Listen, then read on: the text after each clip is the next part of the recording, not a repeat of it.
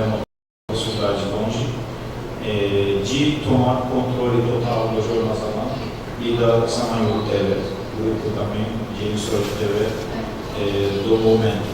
Por isso ele precisava ficar lá para poder cuidar do jornal e talvez fazer um pouquinho de jogo para poder impedir isso. Mas ele mandou uma mensagem para vocês, uma carta, inclusive pedindo desculpas, e se explicando um pouco meu veio aqui, eu vou terminar minha parte lendo esse discurso dele para os senhores. Prezados presentes, em primeiro lugar, ele já leu esse em inglês, se quiser pode parar de traduzir para não se cansar. Prezados presentes, em primeiro lugar gostaria de apresentar minhas desculpas por não poder estar entre vocês hoje, apesar da minha vontade e promessa que dei. E tenho certeza de que vocês vão entender a razão da minha ausência com essa mensagem, onde eu tento explicar a situação na Turquia para os jornalistas. Algumas semanas atrás, meu chefe na Turquia, o Sr. Ekrem Dumanlı, CEO do Jornal Nacional, me convidou para Istambul para trocar ideias. Como ele está sendo julgado por liderar uma organização terrorista armada, sendo editor de jornal, o juiz proibiu-o de viajar para o exterior. Por isso ele precisei ir para falar com ele. Em Istambul foi me dito que o governo poderia tomar controle do Jornal Nacional, o jornal que representa em Bruxelas, e de outros meios de comunicação críticos ao governo, inclusive por causa de eleições em 7 de junho. Essa possibilidade me parecia uma loucura e me opôs a essa ideia insana, e também pensei que o motivo da convite para Istambul não era tão plausível, não era tão necessário. Mas no outro dia voltei para Bruxelas.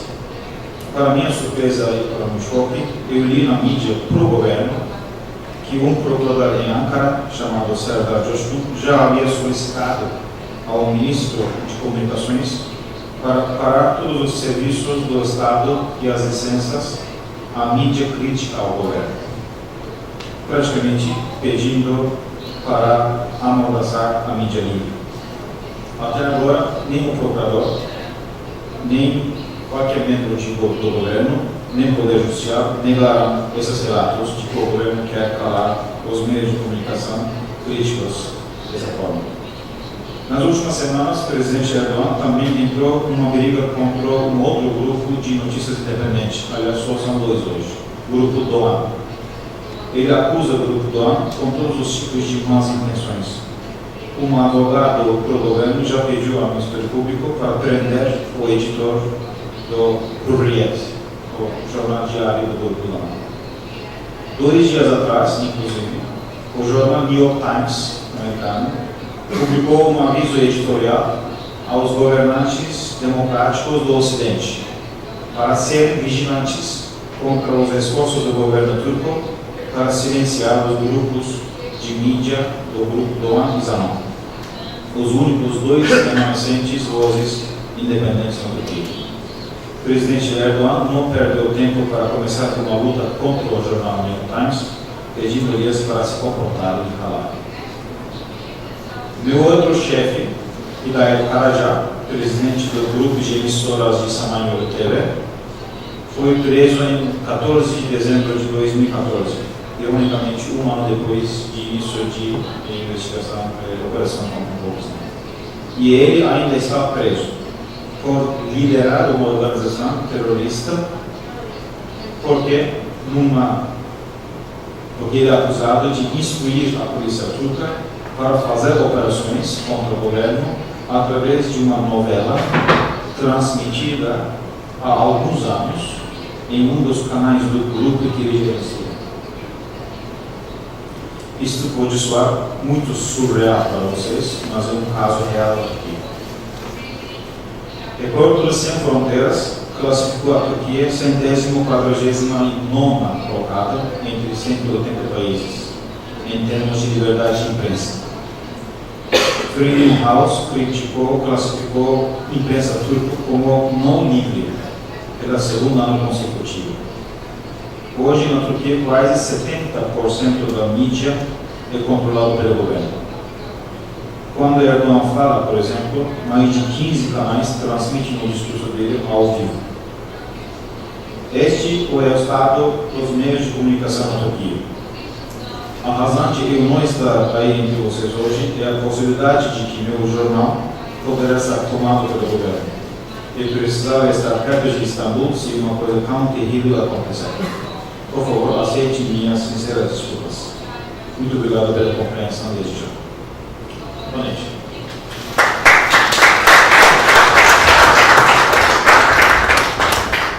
Bem, aqui fica colocada à mesa para análise e reflexão algumas questões assim que a gente precisa considerar.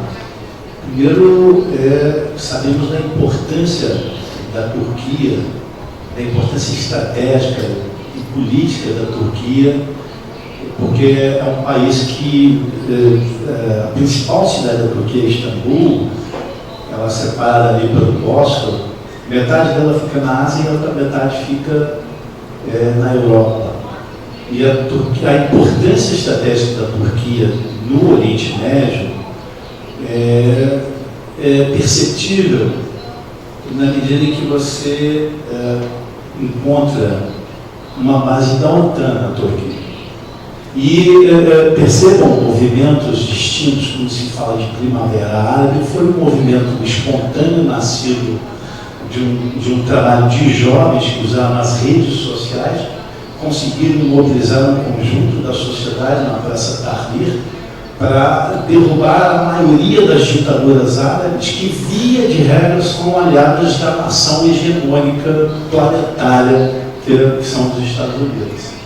E, na contramão desse movimento, na Turquia, como bem colocou Mustafa, a Turquia servia como referência para esses jovens da Turquia, da Tunísia e desses outros países, porque iam para a rua e associavam, não necessariamente, perdão, na verdade, quando você fala de islamização, nós temos uma percepção aqui no Ocidente de que o islamismo está associado ao autoritarismo, quando isso não é verdade. Você tem autoritarismos que não têm nenhuma relação com o islamismo, e o islamismo de fato, quando você pesquisa as hadiths, você pesquisa a história da construção da religião islâmica através do profeta Maomé, você vê que a postura escrita no Alcorão é de uma postura democrata, de participação. Ele, entre os companheiros dele, tomava as decisões como um colegiado. Então, essa questão da democracia, ela faz parte da essência do Islã. E quando fala do Hizmet, na verdade, de entender também que o Hizmet é a mais autêntica interpretação do Islã, que é baseada na defesa da democracia, no respeito à diversidade religiosa, étnica, racial, enfim. O movimento Hizmet, assim, se observa que o movimento Hizmet defende a laicidade do Estado, enquanto que o Erdogan tentou islamizar o Estado. No entanto, o Erdogan é o principal aliado ali dos Estados Unidos. Então você percebe que quem tem hegemonia do poder se apropria das religiões para o bem e para o mal. Agora, qual a importância nossa aqui nesse encontro? Porque a transmissão da história pelos veículos de comunicação modernos são passíveis de sofrerem interpretações diversas e maquiagens diversas, né? Como Joseph Fontana, o grande autor e historiador espanhol, escreveu A História dos Homens, e disse que no período da história, a história era apenas a crônica dos príncipes. E nós hoje temos a oportunidade de ouvir a história pela oralidade, com uma interpretação, com uma visão dos protagonistas da história do que está acontecendo hoje na Turquia. Por isso, eu queria passar aqui para um dos principais protagonistas desse confronto, que é o professor Hüsam Yılmaz.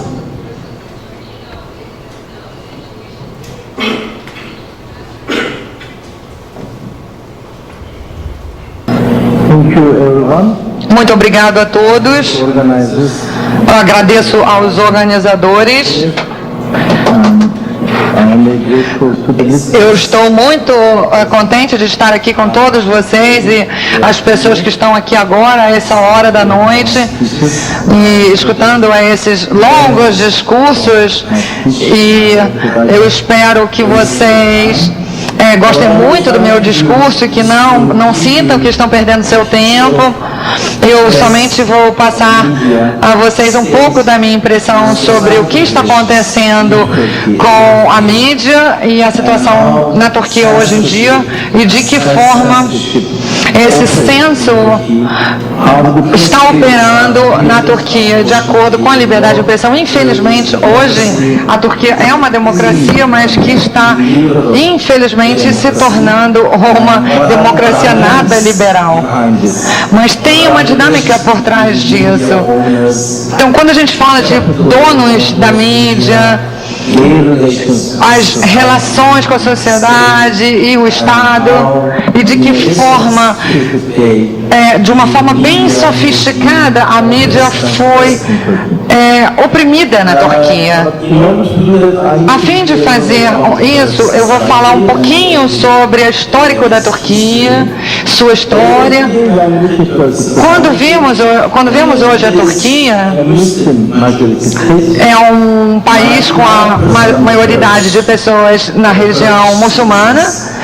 Os cidadãos são muçulmanos, 99% dos cidadãos, mas isso não era o caso durante o Império Otomano, naquele período, quando o Império Otomano sofreu o seu colapso.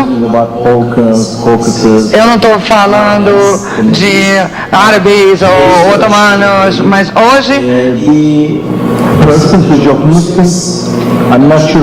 eu não estou muito certo, mas eu acredito que hoje em dia temos de 60% a 70% da população de Istambul seja de muçulmanas, mas os números da República Turca, que é uma elite, eles decidiram construir uma nova nação, a nação turca, composta de muçulmanos e não de não muçulmanos. Por quê? Porque eles tinham medo que esses não muçulmanos eles fossem a oposição. E isso aconteceu durante os últimos 200 anos. Os gregos, os sérvios, romenos, poloneses, todos eles saíram do Império Otomano, porque tinha também a questão da diferença das línguas, dos idiomas, e a solução que veio com essa elite do poder foi construir uma nova sociedade, uma nova nação e digamos, uma comunidade imaginária que seria de 1% muçulmano e turco. Mas como eles eram seculares, eles iam fazer essa sociedade, o que a gente chamava de pertencer, mas não acreditar. Ou seja, pertencer, mas não fazer nada. Você faz, mas não pratica. Você não precisa usar uma burca, você não precisa cobrir a sua cabeça, mas você no fundo era assim, ou muçulmano, você era islâmico, não era cristão, não era nada. Mas isso não funcionou e hoje 99% são muçulmanos. E chega talvez 10% são heterodoxos, são turco-otomanos. E esses heterodoxos têm alguns elementos até xamânicos de algumas outras religiões. 20% dessa sociedade são de curdos, pessoas que têm outro idioma, que é uma língua europeia, uma espécie de língua índia, que vem de fontes indígenas, mas não é a língua turca em si. Então nós temos 20% da população de curdos e 1% não muçulmanos, um percentual muito pouco, during the later stages of Ottoman time. e que isso aconteceu nos últimos anos do Império Otomano, e nos tornamos assim a República Turca. Isso é um pouquinho, bem resumido, da nossa situação étnica. E com relação à ideologia, 30% dos turcos são de esquerda e 70% de direita. These Turks E uma parte desses turcos são islamistas, and 50-60% of them are practicing. e até 60% são muçulmanos praticantes. Como eu disse, nem todos esses praticantes são islamistas, porque os islamistas são um pouco diferentes, são mais uma ideologia, é uma espécie de socialização que cria uma nova nação usando o poder do Estado como desculpa. Uma certa imposição, assim parecido com o que aconteceu com o Irã e alguns outros países. Primeiro você pega o poder do Estado e usando o poder do Estado você tenta trazer os muçulmanos, mas a prática mesmo na Turquia, as pessoas não gostam dessa ideologia e eles estão até dando apoio a alguns partidos islâmicos, mas não atingem mais do que 15% dos votos. Mas todos esses outros muçulmanos praticantes, eles praticam o muçulmano civil, que é uma abordagem que se concentra nos indivíduos em suas comunidades, não é centrado no Estado, no governo, não tenta fazer parte do Estado, do governo. Ele é mais auto-orientado, mais tolerante, mais inclusivo, mais aberto à secularização, aberto à democracia e também ao multiculturalismo, pluralismo, e também a favor da Turquia entrar na União Europeia. Então, a grande parte desse grupo já entendeu o problema do Islã, do Estado Islâmico.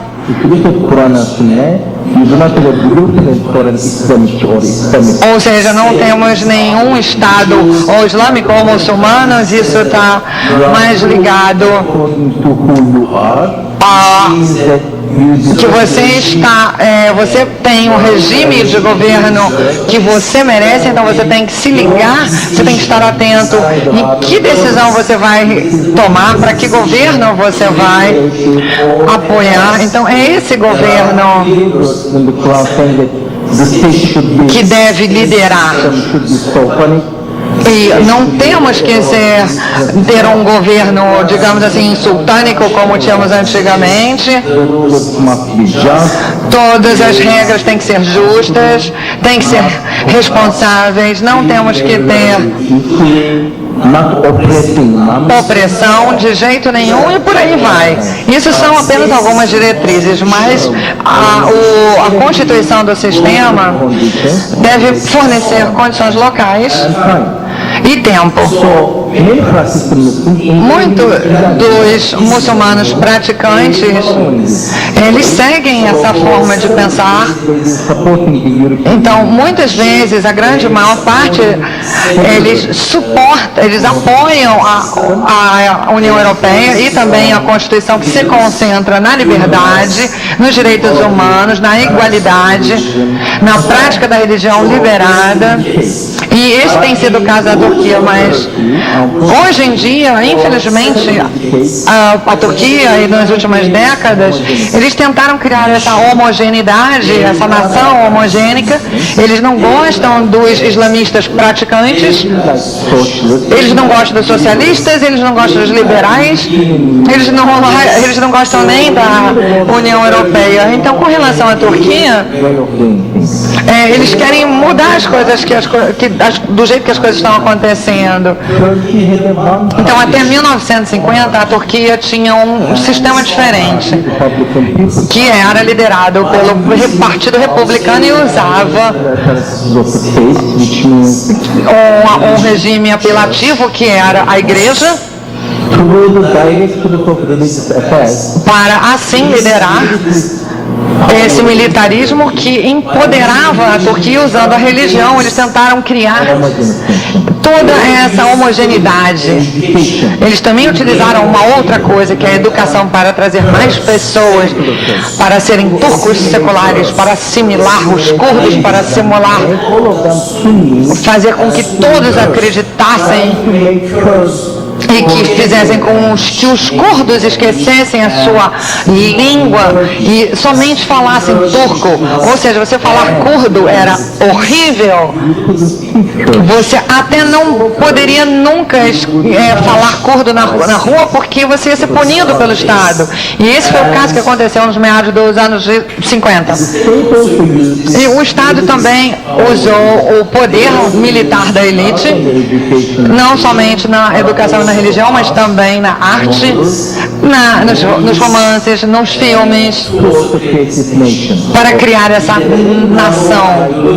Eles usaram uma ideologia muito estreita, muito limitada, uma abordagem bem restrita para formar e enquadrar as pessoas em determinados estereótipos.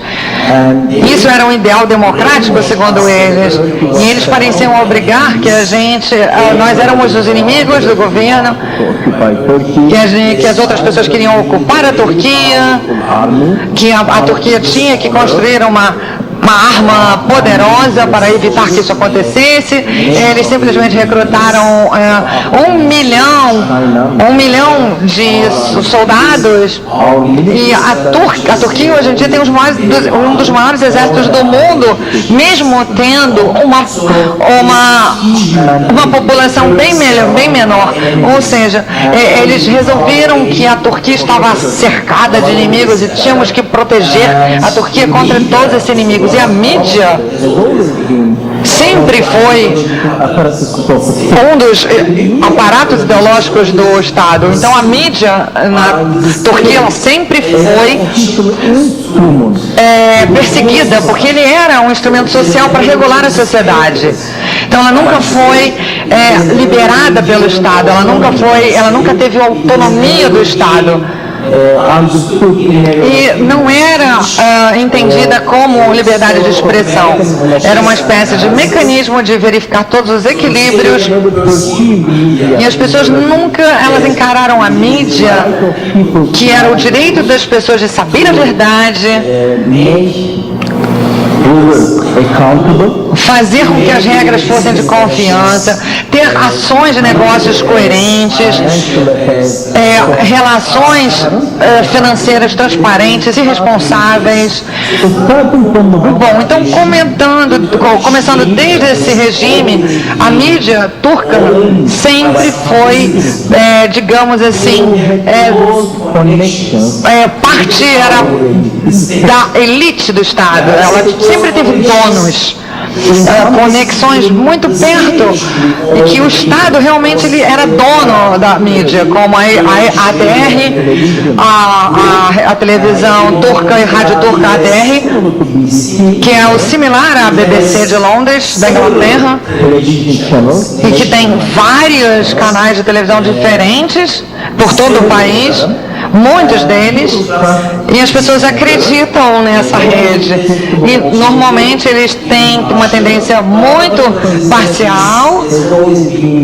Isso, na realidade, sempre foi utilizado para, digamos assim, enganar as pessoas. Então, a cada partido que estava no governo, eles estavam interferindo nas pessoas. E o Estado, como essas agências de notícias, de imprensa, são do governo, e a verdade sempre foi distorcida. Isso sempre foi o caso, mas com relação à mídia privada, é lógico que temos jornais e revistas privados desde os tempos otomanos. Temos diversidade e variedade, mas o Estado sempre dá um jeito de tratar eles como minoria, mas a maioria estão dentro dos confinamentos das ideologias. Então você não pode, na verdade, contrariar o Estado. Você não pode desafiar a ideologia do governo, você não pode nem fazer críticas. Um dos maiores problemas é que ele é secretizado. Políticas externas, situações religiosas, problemas armênios que aconteceram na Armênia. Tudo isso foi separado. Eles se tornaram, por exemplo, uma nação com uma preocupação de segurança. Então isso tudo era segurança, ou seja, os civis não podem saber disso, o Estado